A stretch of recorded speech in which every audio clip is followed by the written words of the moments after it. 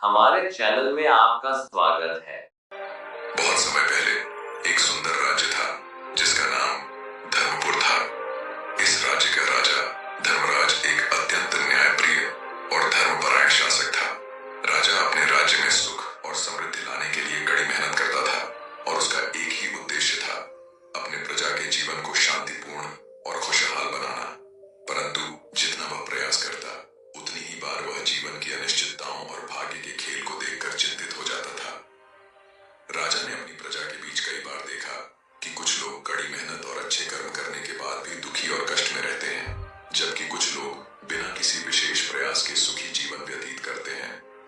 इन परिस्थितियों ने राजा के मन में एक गहरी शंका उत्पन्न कर दी। क्या भाग्य का लेखा पहले से ही तय होता है या इसे इंसान अपने कर्मों से बना सकता है?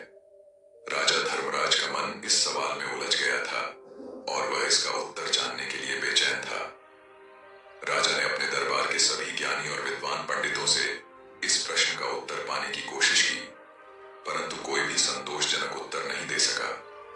तभी दरबार के एक पुराने मंत्री ने सुझाव दिया, महाराज, राज्य के बाहर एक आश्रम है जहां एक महान गुरुजी निवास करते हैं। कहा जाता है कि वे जीवन के गहरे रहस्यों को जानते हैं और उनके पास हर प्रश्न का उत्तर है। यदि आप उनसे इस सवाल का समाधान चाहते हैं तो आपको उनके पास जाना चाहिए। राजा धर्मराज ने तुरंत निश्चय किया कि वह गुरुजी के पास जाएंगे और इस प्रश्न का उत्तर जानेंगे। अगले ही दिन वह अपने कुछ सेवकों और मंत्रियों के साथ गुरुजी के आश्रम की ओर रवाना हो गए। गुरुजी का आश्रम जंगल के मध्य में स्थित था, जहां शांति और सौम्यता का वातावरण था। जैसे ही राजा आश्रम पहुंचे, उन्होंने देखा कि वहां अनेक लोग गुरुजी के दर्शन के लिए आए हुए थे और सभी की आंखों में एक अजीब सी चमक और संतोष था। राजा ने गुरुजी के सामने प्रणाम किया और अपनी शंका उनके सामने रखी। गुरुदेव, राजा ने विनम्रता से कहा, मेरे मन में एक गहरा प्रश्न है। मैं यह जानना चाहता हूं कि भाग्य का लेखा कौन लिखता है। क्या यह पहले से ही तय होता है या क्या हम इसे अपने कर्मों से बना सकते हैं? गुरुजी ने राजा की आंखों में गहरे धैर्य और जिज्ञासा को देखा और एक हल्की मुस्कान के साथ बोले, धर्मराज, यह प्रश्न अत्यंत महत्वपूर्ण है। इसका उत्तर पाने के लिए जीवन और कर्म के गहरे अर्थ को समझना आवश्यक है। भाग्य का लेखा इंसान के कर्मों से ही लिखा जाता है, लेकिन इसे समझने के लिए मैं तुम्हें मार्गदर्शनीय कहानियां सुनाता हूं। ये कहानियां तुम्हारे प्रश्न का उत्तर देंगी। गुरुजी ने राजा को एक पुरानी कहानी सुनाई जो एक गरीब ब्राह्मण की थी। यह ब्राह्मण अत्यंत ईमानदार और साधु प्रवृत्ति का था। उसने जीवन भर तपस्या, पूजा और ईमानदारी से जीवन बिताया था। वह कभी किसी के प्रति द्वेष या दुर्भावना नहीं रखता था और हमेशा धर्म के मार्ग पर चलता था, परंतु उसकी स्थिति बेहद दयनीय थी। उसका परिवार अत्यंत गरीबी में जी रहा था। ब्राह्मण ने सोचा, मैंने जीवन भर अच्छे कर्म किए हैं, फिर भी मुझे इतना कष्ट क्यों मिल रहा है? क्या यह मेरा भाग्य है जिसे मैं नहीं बदल सकता? एक दिन ब्राह्मण ने अपने गांव के मंदिर में जाकर भगवान से प्रार्थना की। उसने कहा, हे प्रभु, मैंने हमेशा आपका नाम लिया है, सदैव अच्छे कर्म किए हैं, फिर भी मेरी स्थिति इतनी खराब क्यों है? क्या यह मेरा भाग्य है? क्या मेरा भाग्य कभी नहीं बदलेगा? तभी मंदिर में एक साधु आया। वह ब्राह्मण की प्रार्थना सुन रहा था। साधु ने ब्राह्मण से पूछा, हे ब्राह्मण, तुम इतने दुखी क्यों हो? ब्राह्मण ने साधु से अपनी व्यथा कही और साधु ने उसे एक रहस्यमय स्थान पर जाकर एक विशेष साधना करने का सुझाव दिया। वहां साधु ने कहा, तुम्हें अपने जीवन का असली कारण समझ आएगा और यह भी कि तुम्हारा भाग्य क्यों ऐसा है। ब्राह्मण ने साधु की बात मानी और वह उस स्थान पर गया। वहां उसे एक दिव्य स्थान मिला जहां ध्यान करते हुए उसे एक दृश्य दिखा। उसने देखा कि उसके पिछले जन्मों में उसने कुछ ऐसे कर्म किए थे जिनका फल अब उसे भुगतना पड़ रहा था। ब्राह्मण ने यह भी देखा कि वह अब अपने वर्तमान जन्म के अच्छे कर्मों के कारण अगले जन्म में सुखी और समृद्ध होगा। उसे यह भी ज्ञात हुआ कि भाग्य कोई स्थायी चीज नहीं है, बल्कि कर्मों से लगातार बनता और बदलता रहता है। गुरुजी ने कहा, धर्मराज, ये पहली कहानी यही बताती है कि हर व्यक्ति के कर्म ही उसके भाग्य का निर्माण करते हैं। ब्राह्मण के पिछले कर्मों के फलस्वरूप उसे गरीबी का सामना करना पड़ा, लेकिन उसके वर्तमान कर्म उसके भविष्य को उज्जवल बना रहे थे। गुरुजी ने राजा को दूसरी कहानी सुनाई, जो एक सांप और चील की थी। यह कहानी गहरे प्रतीकात्मक अर्थों से भरी थी और राजा को भाग्य और कर्म के संबंध को और स्पष्ट रूप से समझाने के लिए थी। गुरुजी ने कहा, एक समय एक घना जंगल था जहां एक विशाल चील आसमान में उड़ रही थी। वह आकाश की ऊंचाइयों में थी और उसने अपने पंखों की शक्ति से बहुत कुछ हासिल किया था। वह पूरे जंगल की राजा मानी जाती थी क्योंकि उसकी गति और शक्ति बेजोड़ थी। उसी जंगल में एक छोटा सांप भी रहता था जो जमीन के करीब रहता और अपनी स्थिति से संतुष्ट था। चील को हमेशा यह लगता था कि वह सबसे शक्तिशाली है और उसकी किस्मत में हमेशा जीत और सफलता ही लिखी है। वह छोटे जीवों को अपनी प्रजा समझती और कभी-कभी उन्हें बिना कारण नुकसान पहुंचाती। दूसरी ओर सांप बहुत शांत स्वभाव का था। वह अपनी सीमाओं को जानता था और कभी किसी को परेशान नहीं करता था, परंतु वह कभी हार मानने वालों में से नहीं था। एक दिन जंगल में तूफान आया। आसमान में बादल गरजने लगे और हवाएं बहुत तेज हो गईं। चील ने तूफान से बचने के लिए ऊंचाई में और ऊपर जाने की कोशिश की, लेकिन तूफान इतना भयंकर था कि उसने चील को नियंत्रित कर लिया। चील को अपनी जान बचाने के लिए संघर्ष करना पड़ा और अंत में वह थकान से गिरने लगी। उधर सांप जमीन पर छिपा हुआ था और तूफान से बचने के लिए अपनी गति और धैर्य का इस्तेमाल कर रहा था।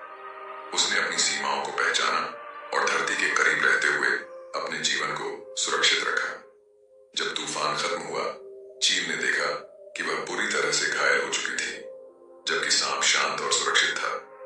गुरुजी ने इस कहानी के माध्यम से राजा को समझाया, धर्मराज, यह कहानी बताती है कि भाग्य की चाल बहुत गहरी और अनजानी होती है।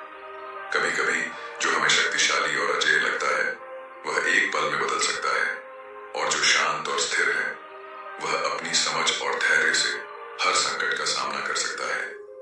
गुरुजी ने दोनों कहानियों के माध्यम से राजा धर्मराज को यह समझाने की कोशिश की कि भाग्य का लेखा कोई और नहीं लिखता। यह हमारे कर्मों का परिणाम होता है। हम अपने कर्मों से अपने भविष्य का निर्माण करते हैं और भाग्य को बदलने का एकमात्र उपाय अच्छे कर्म है।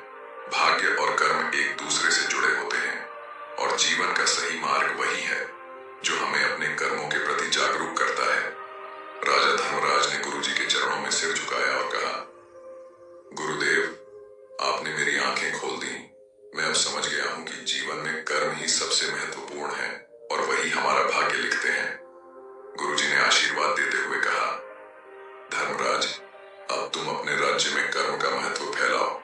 लोगों को यह समझाओ कि उनका भाग्य उनके कर्मों पर निर्भर करता है और वे अपने अच्छे कर्मों से अपने जीवन को बदल सकते हैं।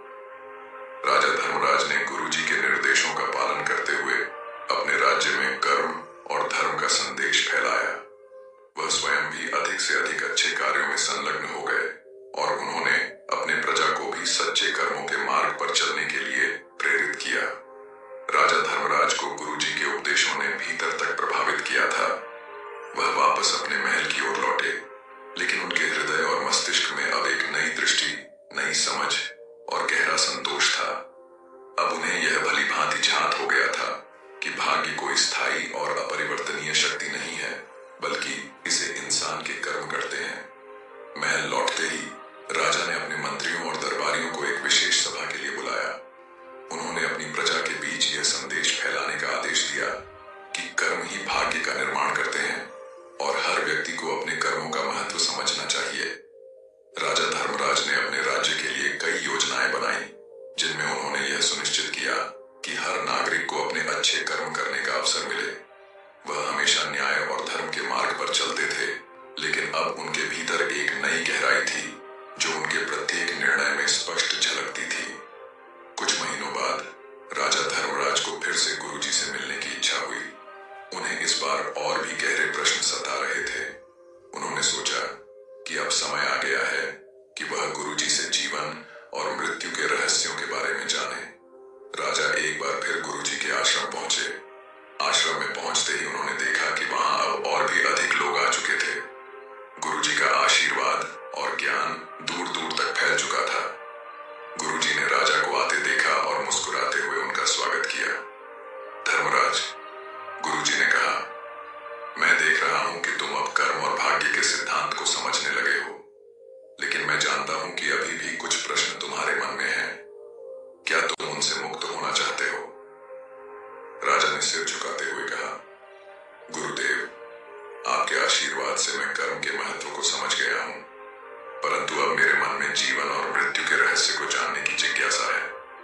क्या मृत्यु भी भाग्य का एक हिस्सा होती है? क्या हम अपनी मृत्यु को भी अपने कर्मों से प्रभावित कर सकते हैं? गुरुजी ने कुछ क्षणों तक राजा को ध्यान से देखा और फिर बोले, धर्मराज, यह एक अत्यंत गूढ़ प्रश्न है। जीवन और मृत्यु के चक्र को समझना आसान नहीं है, परंतु मैं तुम्हें इस प्रश्न का उत्तर एक आसान कहानी के माध्यम से दूंगा। गुरुजी ने राजा को एक प्राचीन कथा सुनाई, जिसमें एक राजा और एक साधु की कहानी थी। यह कहानी एक महान राजा की थी, जो अपने राज्य में अत्यंत समृद्ध और ऐश्वर्य का जीवन जी रहा था। उसके पास धन, संपत्ति और शक्ति की कोई कमी नहीं थी, परंतु वह राजा मृत्यु के भय से अत्यधिक परेशान था।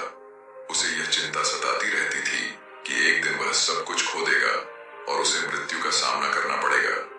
एक दिन राजा ने अपने दरबार के सभी ज्ञानी पंडितों और साधुओं को बुलाया और उनसे पूछा, क्या कोई ऐसा उपाय है जिससे मैं मृत्यु से बच सकूं? मैं नहीं चाहता कि मृत्यु मेरी यात्रा को समाप्त करे। किसी भी विद्वान या साधु ने राजा को संतोषजनक उत्तर नहीं दिया। तब राजा ने एक साधु के बारे में सुना, जो बहुत ज्ञानी था और जीवन और मृत्यु के रहस्यों को जानता था। राजा उस साधु से मिलने के लिए निकला और कई दिनों की यात्रा के बाद उस साधु के आश्रम में पहुंचा। साधु ने राजा का स्वागत किया और उसकी समस्या सुनी। राजा ने कहा, मुझे मृत्यु से अत्यधिक भय लगता है। मैं अमर होना चाहता हूं। क्या आप मुझे कोई ऐसा उपाय बता सकते हैं जिससे मैं अमर हो जाऊं? साधु ने मुस्कुराते हुए कहा, राजन, मृत्यु एक अटल सत्य है जिसे कोई भी टाल नहीं सकता। यह जीवन का अनिवार्य हिस्सा है, परंतु मैं तुम्हें एक ऐसा उपाय बता सकता हूं जिससे तुम मृत्यु से परे जा सकते हो। यह उपाय तुम्हें अमर नहीं बनाएगा, परंतु तुम्हें जीवन और मृत्यु के चक्र से मुक्त कर देगा। राजा उत्सुक हो गया और साधु से पूछा, वह उपाय क्या है? साधु ने कहा, तुम्हें अपने कर्मों को समझना होगा और जीवन को उसी रूप में स्वीकार करना होगा जैसे वह है। जब तुम अपने कर्मों के प्रति जागरूक हो जाओगे और उन्हें बिना किसी फल की इच्छा के करोगे, तब तुम मृत्यु के भय से मुक्त हो जाओगे। जीवन और मृत्यु केवल एक परिवर्तन है, और इस परिवर्तन को समझने के लिए तुम्हें अपनी आत्मा के वास्तविक स्वरूप को पहचानना होगा। राजा ने साधु की बातों को गहराई से सुना और समझा कि मृत्यु से डरने के बजाय उसे जीवन के हर पल को सार्थक बनाना चाहिए। उसने साधु की शिक्षाओं को अपने जीवन में लागू किया और धीरे धीरे मृत्यु का भय उसके मन से समाप्त हो गया। गुरुजी ने कहानी समाप्त करते हुए राजा धर्मराज से कहा, धर्मराज, जीवन और मृत्यु दोनों ही हमारे कर्मों से जुड़े होते हैं। मृत्यु का भय तभी समाप्त होता है जब हम जीवन के सच्चे अर्थ को समझ लेते हैं। भाग्य और कर्म का लेखा हमारी आत्मा के विकास के लिए होता है और मृत्यु केवल एक नया अध्याय है। राजा धर्मराज ने गुरुजी के इस उपदेश को भी अपने हृदय में उतार लिया। उन्होंने यह समझा कि जीवन के हर पल में अच्छे कर्म करने चाहिए, क्योंकि यही वह चीज है जो इंसान को मृत्यु के बाद भी जीवित रखती है। उसके कर्म और उसके द्वारा किए गए कार्यों का प्रभाव। मृत्यु केवल शरीर का अंत है, आत्मा का नहीं। गुरुजी से इन गहन शिक्षाओं को प्राप्त करने के बाद राजा धर्मराज ने अपने राज्य में एक नया सुधार शुरू किया। उन्होंने अपने जीवन को पूरी तरह से धर्म, न्याय और सेवा के मार्ग पर समर्पित कर दिया। वह अपने राज्य की प्रजा के लिए एक आदर्श बन गए और उनके राज्य में सद्भाव और समृद्धि फैलने लगी। राजा धर्मराज ने अपने कर्मों के माध्यम से यह सिद्ध कर दिया कि भाग्य का लेखा कोई अन्य नहीं लिखता, बल्कि इंसान के कर्म ही उसका भाग्य निर्धारित करते हैं। उन्होंने यह भी समझा कि जीवन और मृत्यु का चक्र अटल है और इसे स्वीकार करना ही सच्चा ज्ञान है। गुरुजी के आशीर्वाद से राजा ने अपने जीवन में हर कदम को ध्यानपूर्वक और धर्मपूर्वक रखा और अंततः उन्होंने अपनी आत्मा की शांति और संतोष प्राप्त किया। राजा धर्मराज की यह यात्रा भाग्य, कर्म और जीवन के गहरे रहस्यों को समझने की थी। गुरुजी के मार्गदर्शन से उन्होंने न केवल भाग्य का रहस्य जाना, बल्कि जीवन के सच्चे अर्थ को भी समझा। ये कहानी हमें यह सिखाती है कि हमारे कर्म ही हमारे भाग्य का निर्माण करते हैं और जीवन और मृत्यु के चक्र को समझकर हम सच्ची शांति प्राप्त कर सकते हैं। भाग्य का लेखा कौन लिखता है, इसका उत्तर गुरुजी के शब्दों में ही निहित है। तो दोस्तों, अगर वीडियो पसंद आई हो तो लाइक और सब्सक्राइब करना नहीं भूलना। धन्यवाद। नमो बुद्धाय।